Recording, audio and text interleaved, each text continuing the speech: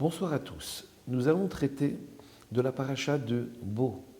Dans cette paracha, les 3 dernières plaies tomberont, fondront sur l'Égypte et l'orgueil de l'Égypte sera définitivement brisé. Il y a dans cette paracha également une mitzvah qui est Shivat Yamim Matzot Tochelu. Pendant 7 jours, vous mangerez des matzot. Il est question ici de la fête de Pessah. Et effectivement, nous sommes sortis d'Égypte le 15 Nissan. C'est pour ça que d'année en année, nous célébrons cette fête de libération qui n'a pas été une fête de libération il y a plus de 33 siècles. C'est chaque jour que nous devons sortir de notre Égypte intérieure.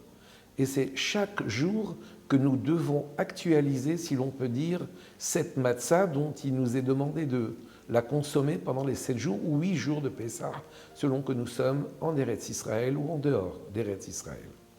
Alors voyons, nous allons tâcher de faire un comparatif entre la matzah et le hametz, pour voir quel est l'enseignement que nous apporte la matzah. Matzah, ça s'écrit Mem Tzadik He. Hametz, Het Mem Tzadik. Ce sont à peu près les mêmes lettres, sauf que dans matzah, il y a un He, et dans hametz, qui veut dire le levain, il y a un Het. Si on compare ces 2 lettres-là, on verra que le He possède une ouverture vers le haut, alors que le Het, du mot hametz, du mot levain, n'a pas d'ouverture dans le haut. C'est-à-dire que quand nous sommes plutôt matzah, quand nous sommes plutôt humbles, comme nous sommes plutôt ressemblants à une matzah qui n'a pas encore gonflé, quand nous ne sommes pas, pour ainsi dire, gonflés, quand nous ne sommes pas orgueilleux, eh bien nous avons toujours cette possibilité d'aller vers la tchouva, d'aller vers le haut.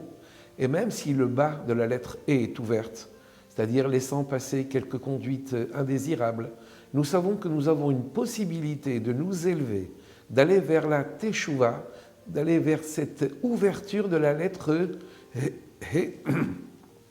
Donc la lettre He, en même temps que le mot matzah, symbolise notre humilité, et c'est cela même que la fête de Pessah doit nous apporter. Mais pas seulement pendant les 7 jours ou 8 jours de Pessah, mais tout au long de l'année.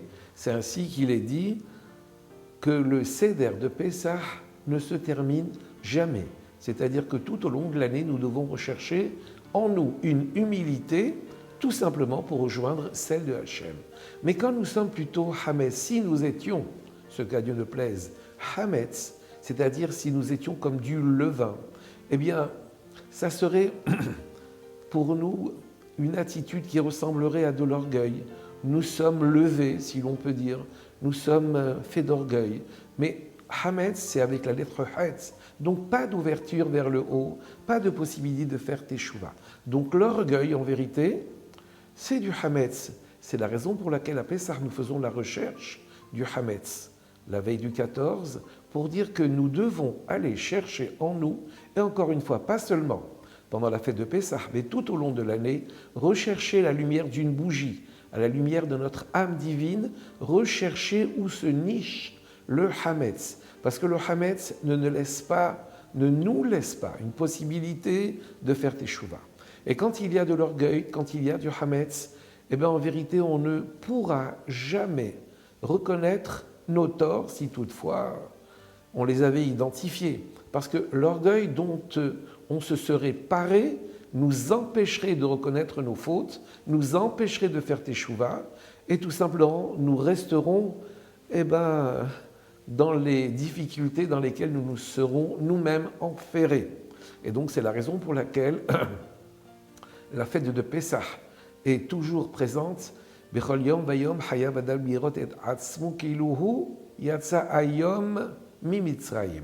Nous devons nous départir de nos limites, de notre orgueil, pour aller vers l'humilité et rejoindre ainsi la volonté de Hachem. Parce que si nous plaçons notre orgueil, notre volonté en face de celle de Hachem, eh bien, nous ne serions pas à la hauteur de notre travail concernant Torah et Mitzvot. Au revoir à tous.